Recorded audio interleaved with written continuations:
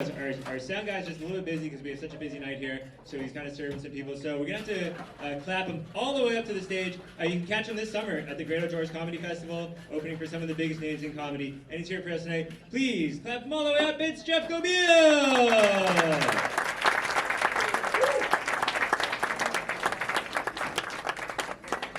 Hey, what's going on, basement? How we feeling? Hey, good energy. You guys notice how Caitlin Brightnose is currently alive? It's because I offered tobacco before our trip. Trying to give me shit, she's breathing. No, we had to change our summer tires like the night before the trip out east. And then I just put on older winter tires. And I never torqued them. Yeah, I was going like 140 on the highway. By the time we got to Regina, all the nuts are loose and shit. I'm like, but we're breathing, we're alive, we never crashed. God, thank you to the tobacco. One more time for Caitlin Brightnose, actually. Y'all let her hear it. She has such an infectious laugh, it's hard to follow. But yeah, I've been doing comedy. I'm coming up on 4 years now, and comedy has afforded me some very fun opportunities. I constantly feel in over my head. Because they're like, you want to perform at the Great Outdoors Comedy Fest? I'm like, 100% yes. I actually auditioned like 1,000 times for acting good. Every time they're like, do you know how to act? You can do stand-up. And I'm like, of course I know how to act. Never got on once. There was one time they really liked me because I was playing a bombing comic. And then I found out live on stage that the rap party was that very day, and I'm like, well, I guess I didn't get the fucking part. God damn, this is tough, man. But no, 2 years ago, I got an offering. I got an offer. It was tobacco. I got an offer. Someone reached out. They're like, hey, you know how to do stand-up? Do you know how to voice act? And I was like, of course I do. What's the role? And they're like, oh, we're looking to fill in parts for Star Wars. And I was like, fuck you, no you're not.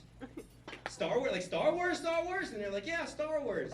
We're actually dubbing the original movie into Anishinaabe-Moan. And I'm like, excellent. I don't speak Anishinaabe-Moan. How am I supposed to play this part? And they're like, don't worry, we want you to be Chewbacca.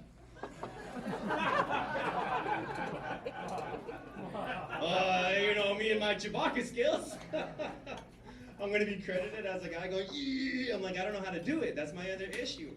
So they're like, no, Jeff, we're hiring you as an actor. We want to see what you can bring to this role. We want a native Chewbacca. And I was like, oh, I can do that. Fuck yeah. So I was like, hi, I'm Jeff Gobeil for Chewbacca.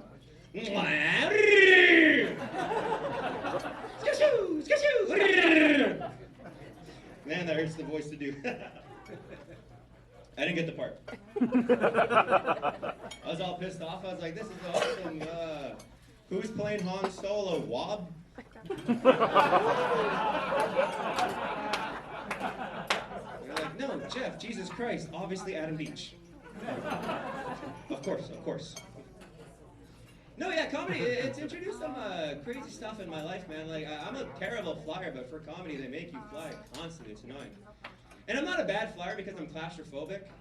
And like, I'm not afraid of heights. It's just that right before you get on the flight, they constantly remind you every which way that you could die. And I tend to panic when I'm reminded I could die. I'm like, did the pilot do an offering?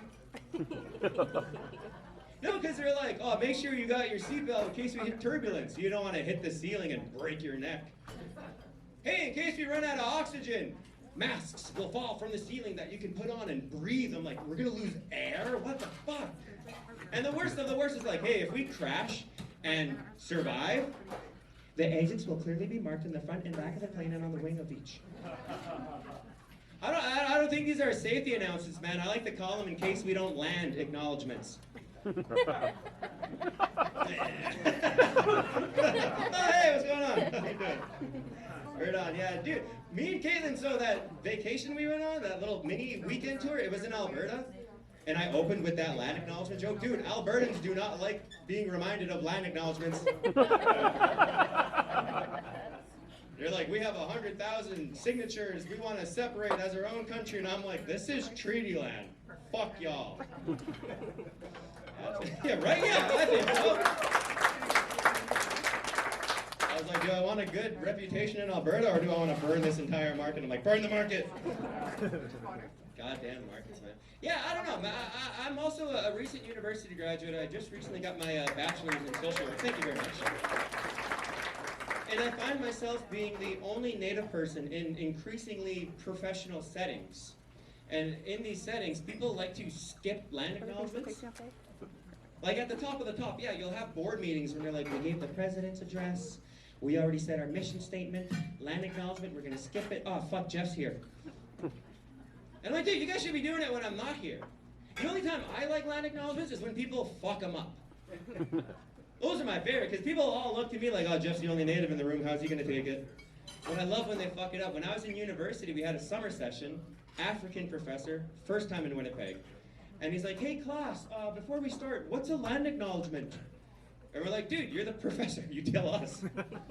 What am I paying for? Come on, man. And he's like, well, it says I have to do it. I'm like, just acknowledge the treaties. He's like, oh, the treaties, of course. Follow-up question, what are the treaties? And it's like, dude, come on, let's just skip it. He's like, I have to do it. God bless Treaty 1.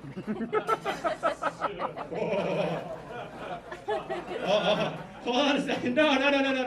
Don't God bless nothing. Don't God bless nothing. Don't bless the treaties. God bless the treaties. That's why we have to do land acknowledgements in the first place. I didn't do it. Goddamn land acknowledgement, man. Yeah, I work in an all-Indigenous organization, and people like to ask, like, what is it like working in an all-Indigenous organization filled with social workers? And honestly, it's I got yelled at my first day of work for showing up early. I walked in the office, I used my key fob, I'm like, why are all the lights off? What the hell? And the next person came in, they're like, you just think you're fucking good or what? New guy's trying to get a raise. I'm like, no, I'm just trying to keep my job. What the fuck? I'm new, I want to set a good example, right? All Indigenous organization, that's like if all your coworkers have ADHD. Because they do. There's a person who has ADHD right there. The only thing I found racist is the person who actually runs, like the head person who runs the whole organization is a white lady. And she installed a breathalyzer on the company truck. They're being racist, it's not me. I'm the only one without a DUI.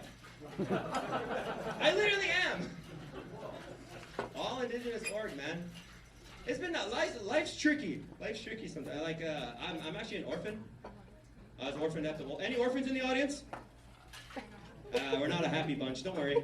I wasn't expecting a big cheer. No, I was orphaned late in life.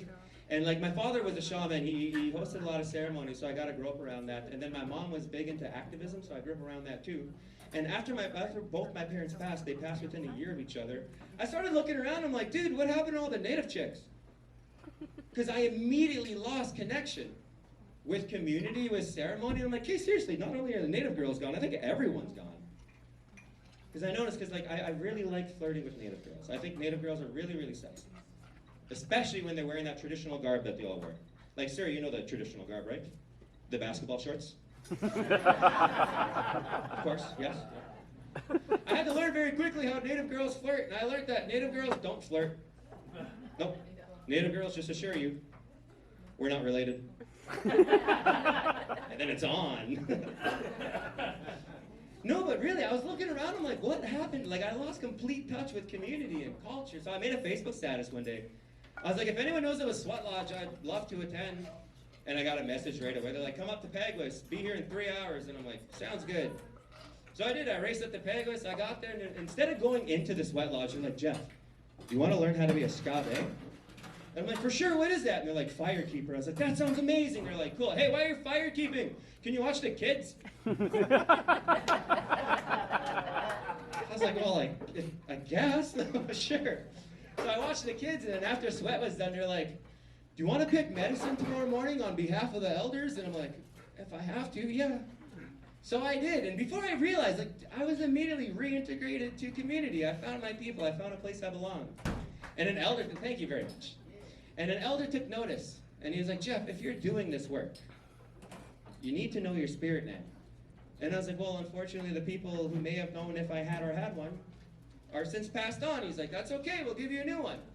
And I thought that was great, because I was like, okay, here's a new angle to flirt with Native girls. Give me a spirit name that sounds sexy. A little flavor in it. Call me the Buffalo Man. Something good, right? No, I learned very quickly, ceremony has a thing called humility. And I got humbled pretty quick. I came out of sweat, and this elder was like, Jeff Gobeil will hereby be known as the Golden Baby Bear. I'm like, dude, how am I supposed to flirt with a name like Golden Baby Bear? Like, Golden Baby Bear on the prowl. Ladies, who wants a taste of the Golden Baby Bear? She's not even coming to the stage. It didn't work. You can't even say Golden Baby Bear and sound tough. You know what I mean? You have to pronounce it like the Golden Baby Bear. You know, like it's very queer coded. I tried flirting with a girl. I'm like, I'm the Golden Baby Bear. She's like, oh my God, the Golden Baby Bear. I'm picturing you in like a red T-shirt. I was like, oh, go on. Golden Baby Bear in a red T-shirt, and I'm thinking, no pants. I was thinking no pants too. That's my favorite, no pants. She's like, Golden Baby Bear, red shirt, no pants. And like a jar of honey. You're Winnie the Pooh. And I was like, oh, bother. I'll leave you guys on one more and I'll sneak on out of here. You guys are fantastic. I was also given a note recently in my stand-up. They're like, Jeff, you give a lot of yourself, and like I appreciate that you tell stories, but be a little more authentic.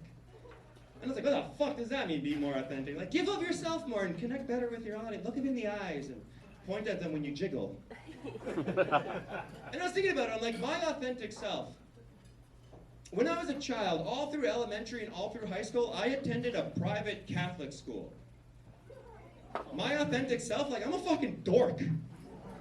You know what I mean? Like, I'm kind of a loser. And you think, like, I'll develop a personality in my 20s? Nope.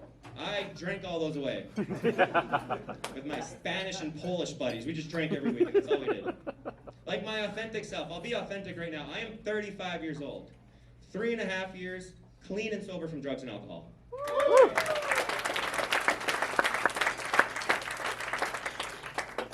And I do gotta be careful before I say this next part. Is anyone in Alcoholics Anonymous? It's anonymous, come on now. You're not supposed to tell people, now they know. The rest of y'all, good for keeping your secrets. Appreciate it. No, for myself, I did try being sober on my own, it just didn't work. So I started using AA. I started attending meetings, I did the 12 steps, did a 90-90, got a sponsor, and I admitted to God that I'm weaker than vodka. But, like, I'm 3.5 years sober now. In order to maintain that sobriety, I have to treat Alcoholics Anonymous the same way that I treat church. I don't go. Not for me, you know? Maybe I'll pop in during the holidays, get a quick refresh. Re-up on my, like, ID card, you know? My membership. You know what? Not to glorify drinking, but I will say the one thing about alcohol that I do miss, the one drink that I do miss. I miss being hungover on a Sunday, having some body aches and a little tummy queasiness, and having a Caesar. Who likes a good Caesar? Woo! Dude, Caesars fucking kick ass. God, I miss them. I was so addicted to Caesars, now when I have tomato soup, it tastes off. I had a friend make me some soup, I was like, you fucked this up? Why does it taste like that? It's like ketchup. Ugh. You guys ever rim a bowl of soup? Just stick a stalking of celery in there? I gotta be careful, man. If I have a grilled cheese, I might relapse. Speaking of relapse, I didn't. But 3 weeks ago, I was at a comedy show in a tap room, and they had a Slurpee / daiquiris on the menu.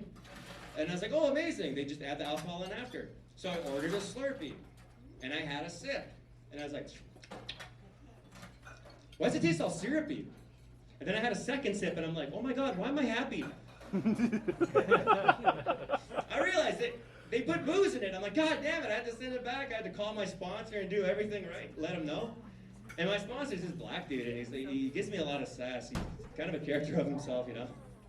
But I'm telling him, I'm like, dude, I ordered this Slurpee in a tap room, and they put booze in it, and I had a sip, and my sponsor is like, dude, you had a slip because of a Slurpee?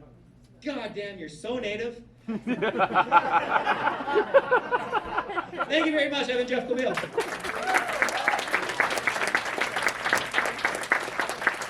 Jeff Gobeil, everybody. That brings us